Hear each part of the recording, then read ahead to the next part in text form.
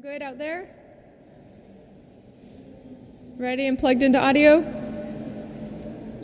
Okay, I see at least one.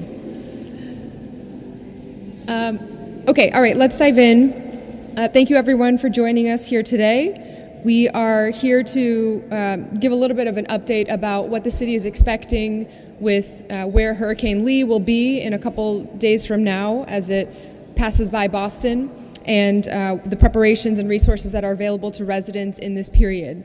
So I want to thank our amazing team, and so many of the city departments have been rallying to be ready for any unexpected situation, and we're going to share a little bit of those updates. After I speak, you'll hear from Chief Reverend Mariama White-Hammond of the Environment, Energy, and Open Space Cabinet, Chief Shumeen Benford of our Emergency Management Department, Director Henry Vitale of the Boston Water and Sewer Commission, and Commissioner Paul Burke from the Boston Fire Department. And then we also have here on hand and ready for any questions that may come up, and whose teams have been working very, very hard in collaboration. Our Chief of Streets, Yasha Franklin Hodge, Chief of EMS, Jim Hooley, Chief of Operations, Dion Irish. I didn't see Dion, but Dion has been working hard, and want to thank him and his team.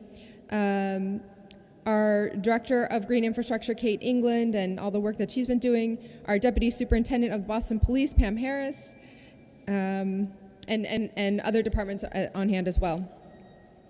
Okay, so I'm going to dive in. We have been preparing for several days across all departments in Boston. Our city workers, anytime anything is needed, have been absolutely ready and stepping up to make sure that we're taking on additional preparations on top of all the city services that we continue to deliver. Our top priority is making sure that we are keeping all of our communities safe. This morning, we received an update from the National Weather Service that the storm has turned slightly east, and so at this time we are expecting the worst of it to miss Boston, which is good news, and again, it's unpredictable, but fingers crossed that that will remain the projection. That being said, conditions are still anticipated to be similar to that of a nor'easter because the spread of this storm and the wind and the rain will extend far beyond the center of it over into the coast. We expect, currently the projections are that we expect to get 4 inches of rain across the city with wind speeds of up to 30 miles per hour. Current projections have the storm arriving late on Friday evening and lasting through Saturday evening, with the storm peaking late Friday night into the early hours of Saturday morning. Our Office of Emergency Management's Emergency Operations Center is operational as of today and coordinating with partners at the state and the federal level, including MEMA, the Massachusetts Emergency Management Agency, and FEMA at the federal level. We are paying particular attention to those areas of the city that are on the coast and tend to receive the brunt of flooding whenever we do get storms like this, neighborhoods like East Boston, Charlestown, the South End, and the North End. We're also working with the National Weather Service and the National Hurricane Center and our utilities, Eversource and National Grid, as they bring their emergency operations centers online as well. Our teams have been in touch already with all permitted crane operators to ensure that they are secured prior to the storm. And we're coordinating internally on where to be ready to deploy flood walls and sandbags if necessary. Our Office of Housing is in communication with the Pine Street Inn and other partners to ensure that residents experiencing homelessness have access to shelter. The Boston Public Library and our BCYF community centers will be open for regular hours as another place that residents can gather and come together safely.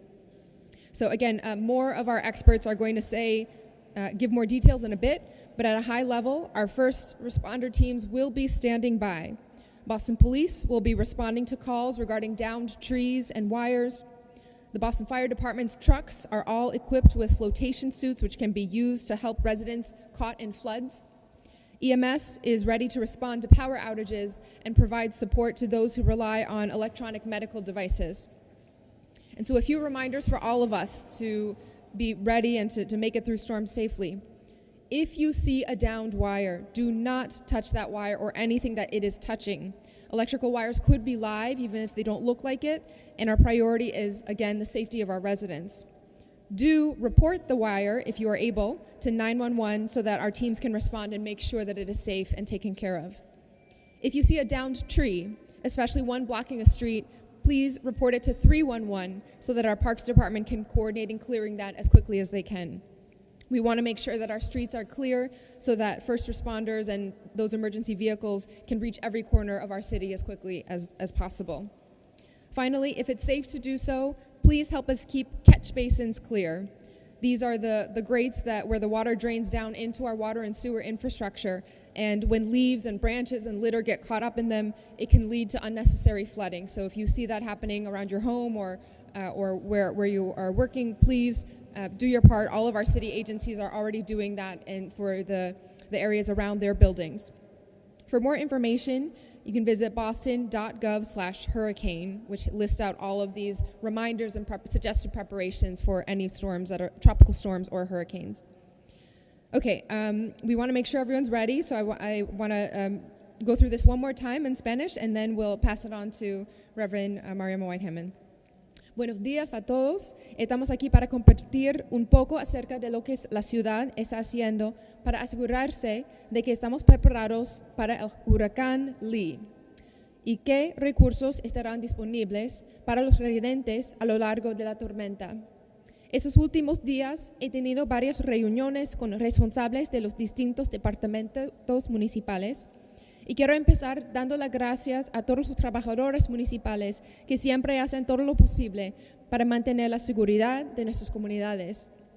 El Servicio Meteorológico Nacional nos ha informado esta mañana de que la tormenta ha girado hacia el este, por lo que en estos momentos esperamos que lo peor del huracán no llegue a Boston. Aún así, se esperan lluvias fuertes en toda la ciudad y vientos de hasta 30 millas por hora. Según las previsiones actuales, la tormenta llegará alrededor de las 8 de la noche de viernes y se prolongará hasta el sábado por la noche, alcanzando su punto más alto entre la noche del viernes y la madrugada del sábado. El Centro de Operaciones de Emergencia de nuestra Oficina de Gestión de Emergencias está operativo desde hoy y ha estado coordinando con los socios a nivel estatal y federal. Nuestra oficina de vivienda está en comunicación con el Pine Street Inn y otro para asegurar que nuestros residentes sin vivienda tengan acceso a un refugio. La Biblioteca Pública de Boston y nuestros centros comunitarios estarán abiertos durante las horas regulares también. Nuestros equipos de primera respuesta estarán a la espera. El Departamento de Policía responderá a llamadas sobre árboles y cables caídos. Los camiones del Departamento de Bomberos están equipados con trajes de flotación que pueden utilizarse para ayudar a los residentes atrapados en las inundaciones. EMS está preparado para responder a las cortes de energía y proporcionar apoyo a aquellos que dependen de dispositivos médicos electrónicos. Algunos recordatorios para que todos podamos pasar la tormenta de forma segura. Primero, si ve un cable caído, no toque ni el cable ni nada en contacto con él. Los cables eléctricos podrían estar vivos y nuestra prioridad es que nuestros residentes permanezcan seguros. Informe del cable caído al 911 para que nuestros equipos puedan responder y asegurarse de que es seguro. Si ve un árbol caído, especialmente uno que bloquee una calle, comuníquelo a 311 para que nuestro departamento de parques pueda coordinar la limpieza. Queremos asegurarnos de que nuestras calles estén sin obstáculos para que nuestros vehículos de emergencia puedan servir a todos nuestros residentes. Por último, si es seguro hacerlo, por favor ayúdenos a mantener las alcantarillas limpias.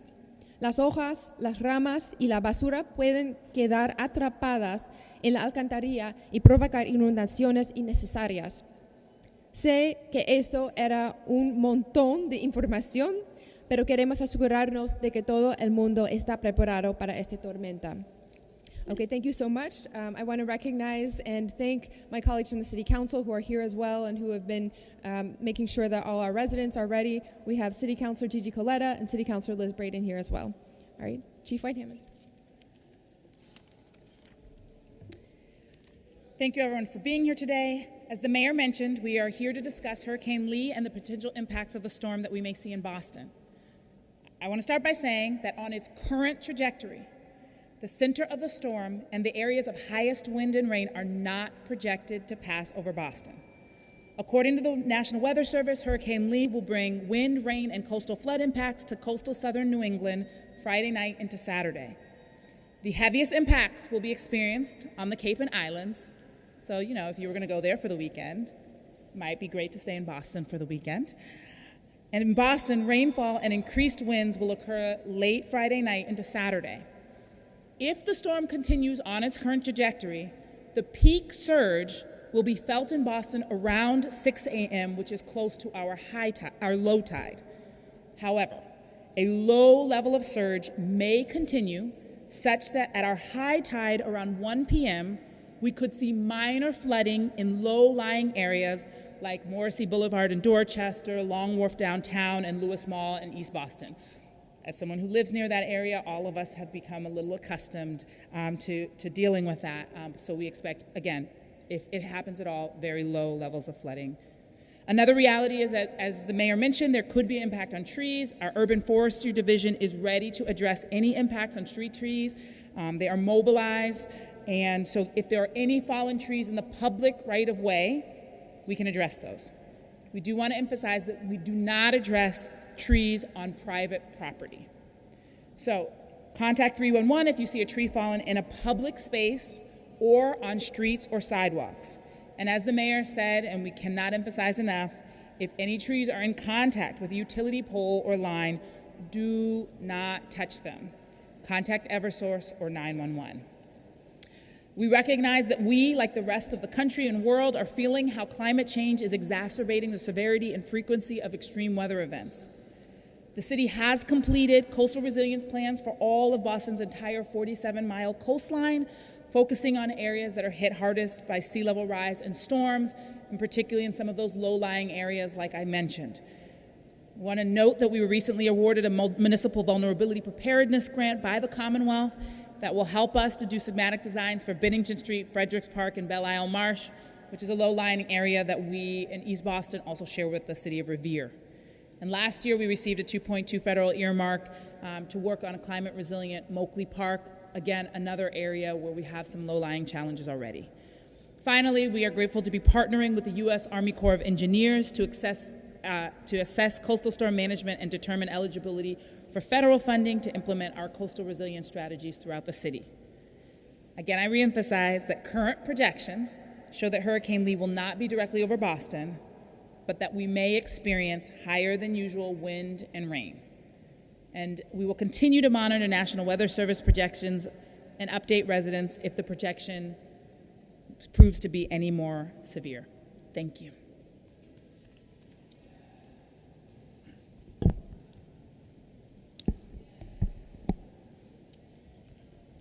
Morning, everyone. I just want to talk very briefly about our coordination efforts, particularly across the city and within city government. I want to pay particular attention and thank all of our partners, to include our state, local, and federal partners, as well as our private sector partners, and our partners in government, and certainly my team over at Emergency Management. As Chief White-Hammond mentioned, although the storm has somewhat shifted, we know that some communities somewhere is going to be impacted, and of course our thoughts and well wishes are with them. We approach all storms as we plan for these storms through an equitable lens and through an all hazards approach. The city has held, as the mayor mentioned, a series of planning meetings to ensure a collaborative and a scalable approach to meeting the needs for a response during this storm. Our core departments, to include the Mayor's Office, Press, Emergency Management, BCYF, BPD, BFD, as well as EMS, BPHC, Water and Sewer, Energy and Environment, ISD, Public Works, Parks, Transportation, the Community Engagement Bureau, as well as Boston Public Schools, have all been active partners in our plan and the work that we're doing. When we talk about whole of government, it really is a coordinated and a collaborative approach across city government. We mention those core departments, but it has been contributions from all city departments in helping us arrive at an appropriate plan that takes into account our vulnerable populations, to include our age-strong population, as well as our disabilities community and our unhoused communities. As the mayor mentioned, we have established open lines of communication with MEMA, FEMA Region 1, the American Red Cross, the Salvation Army, the MBTA and peer jurisdictions across the country, our utility partners, as well as our hospitals and our higher ed community. Our plan prioritizes life safety, public safety, continuity of government operations, as well as supporting our residents and ensure that our city returns to normalcy as quickly and as soon as possible. As the mayor mentioned, the Emergency Operations Center will be operational beginning this morning at 9 a.m. through Sunday, and we will be available to assist with coordination across the city. Our BCYF centers will be open and available, as the mayor mentioned, for all residents to go that need shelter and/or additional support. If in the unlikely instance we need to support our residents and our communities with additional sheltering needs, we have the ability to scale up, as I mentioned. As I close out, I want to mention some preparatory tips for residents that's available for them 24 hours a day. They can go to the City of Boston's website. We also want to encourage our residents, if you haven't already signed up, please sign up for Alert Boston so that you can receive tips on the latest information. And I want to just mention a couple of very specific things that residents can do as they go about their day over the next 24 hours. We want to ensure that you're checking in with family and friends, checking in with those neighbors or those members of your community that may be homebound. We want to ensure that you have batteries and flashlights if in the hopefully unlikely possibility that you may lose light or electricity. You want to make sure that you have the ability to be able to see around your home. We want to discourage, I'm sure my colleague from the fire department will talk about the commissioner around candles. We want to discourage the use of candles for obvious reasons, so please take heed and look into ensure that you get batteries and flashlights as well as other supplies. Secure loose gutters as well as downspouts on your home. Secure outdoor objects. Charge your cell phones, things we take for granted, but please make sure that you charge your cell phone. Ensure that your smoke detectors as well as your carbon monoxide detectors have batteries in them, as well as ensure that your life support devices are properly charged and you have the appropriate connections that you need to support that. In closing, it's fair to say that Saturday is probably not going to be the greatest day to enjoy the outdoors, so please take heed to what Chief White Hammond mentioned around the impacts of the projected impacts of the forecast and not be outdoors or in unsafe locations. If it's an emergency, please call 911. If it's non-emergency and you need support, 311 is always a resource and an option for you. And in closing, please do not drive through standing water. We don't want vehicles to get caught in the middle of water, and thus requiring support and/or rescue. We want you to know that the community is our best resource. Educating you and providing you with these helpful tips puts you in line to be partners with us, and we're here in service to you. So we want to provide this information and hoping that we can all collectively work collaboratively to get through this. Thank you.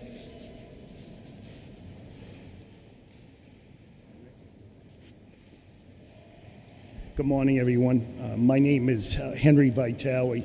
I'm the Executive Director of the Boston Water and Sewer Commission. So the Boston Water and Sewer Commission owns and maintains 1,000 miles of water pipe, and we own and maintain 1,500 miles of sewer and storm drain pipes for the city of Boston. The Boston Water and Sewer Commission is open 7 days a week, 24 hours, so please, if you need any assistance, 617-989-7000. We're always available to support the ratepayers. Another note is on our website, bwsc.org, we notify all our ratepayers. All our information is on that website, and we'll continue to apprise the ratepayers of any new developments. So, for example, today on our website, we have recommendations to our ratepayers to help out by cleaning the catch basins that's in front of their homes. The Commission manages and owns 30,000 catch basins and 14,000 hydrants.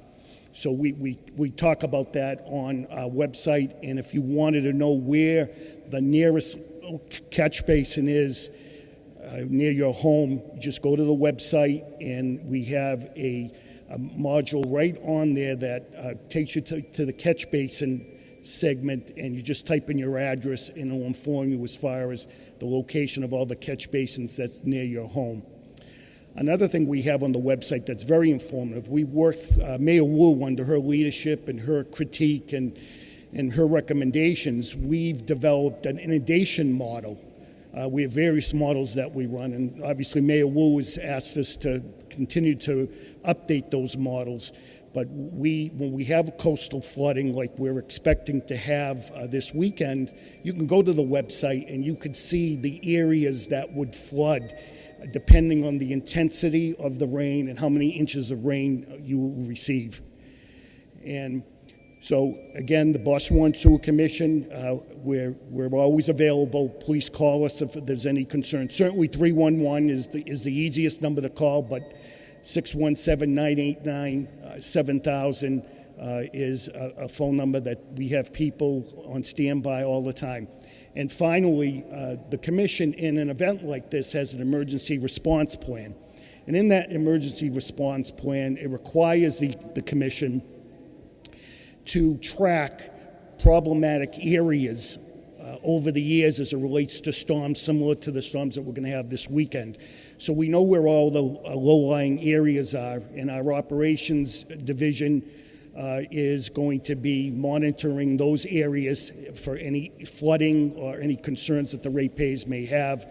And then certainly our communications staff will be communicating through our website and through social media and contacting the media, keeping them apprised of any updates.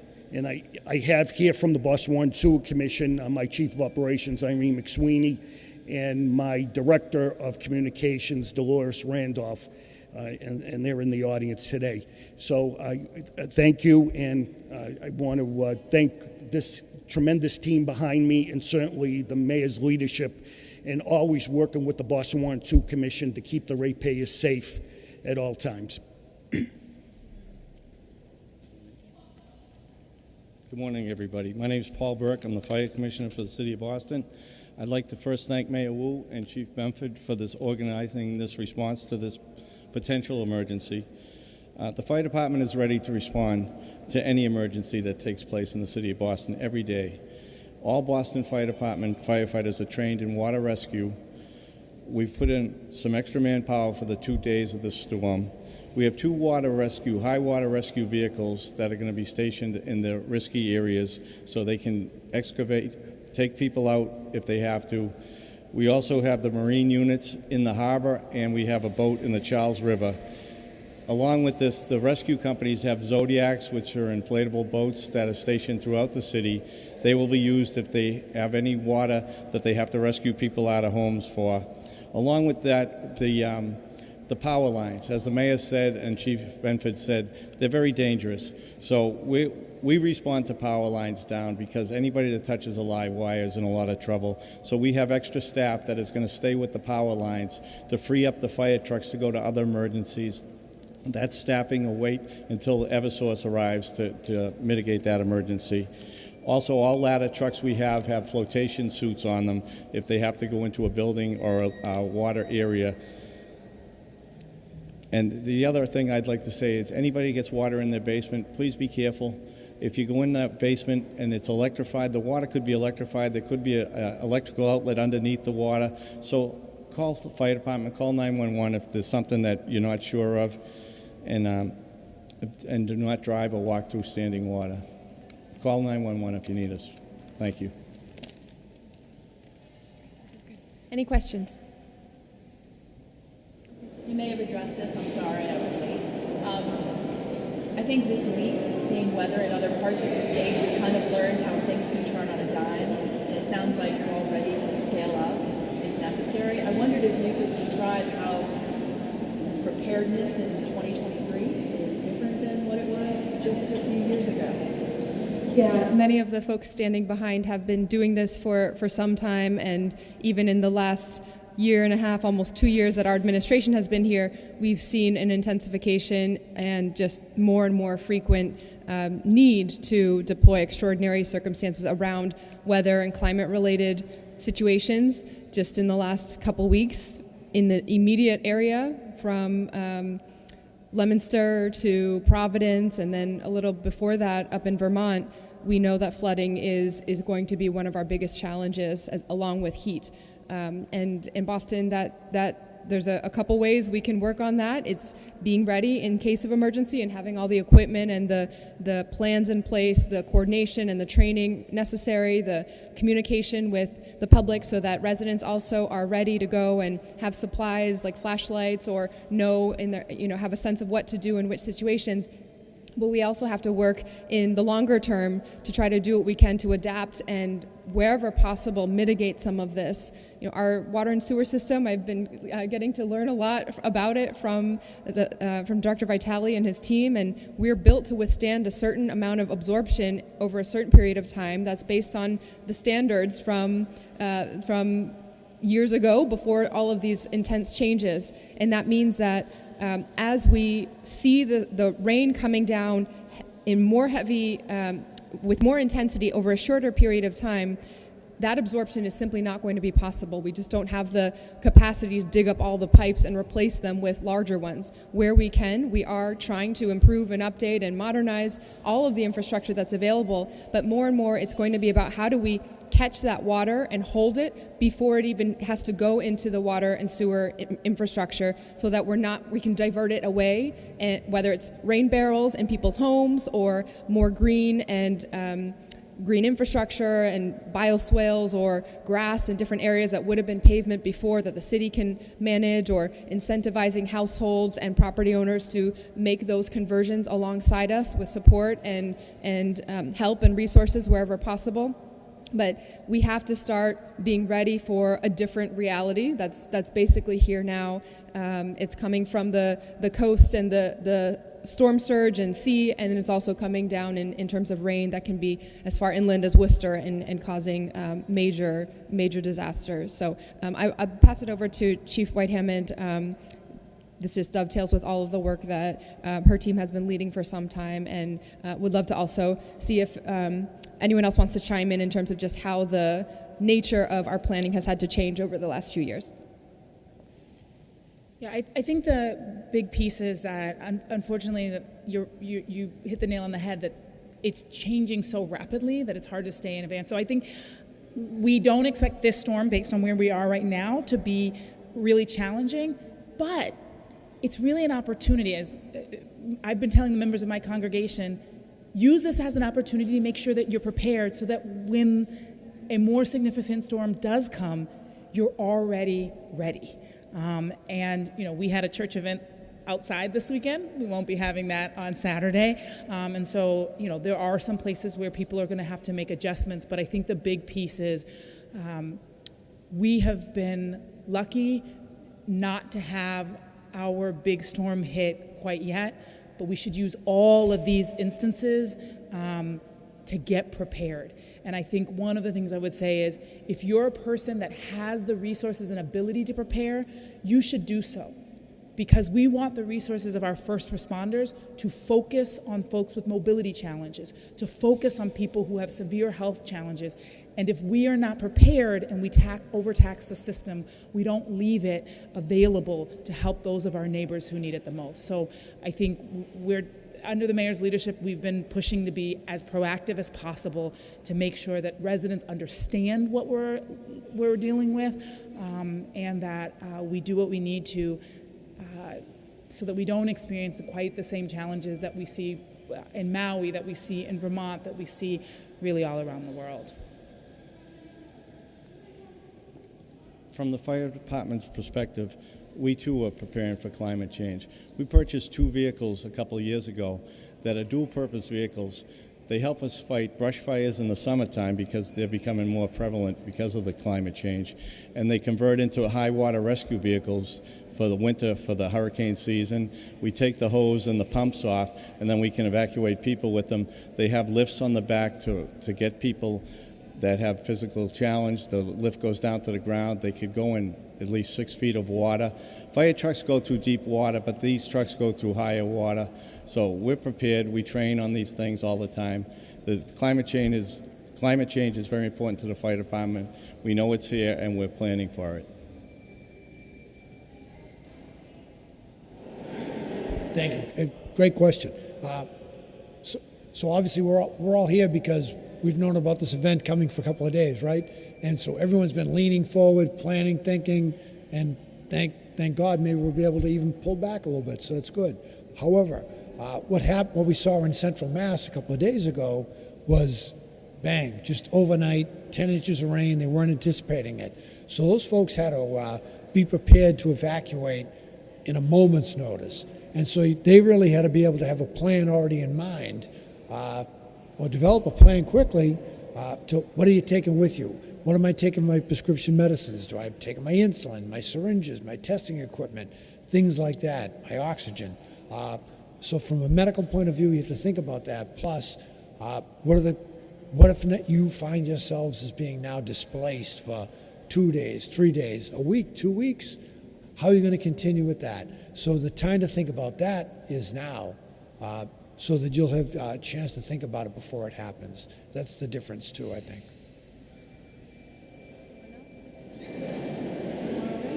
Any other questions?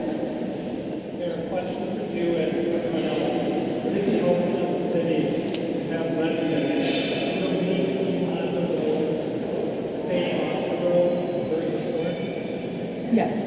Would it be helpful to have residents who don't need to be on the roads during the storm off the roads? 100% yes. That is true during snowstorms. That is true during rainstorms, tropical storms, and knock on wood, hopefully not this time, hurricanes.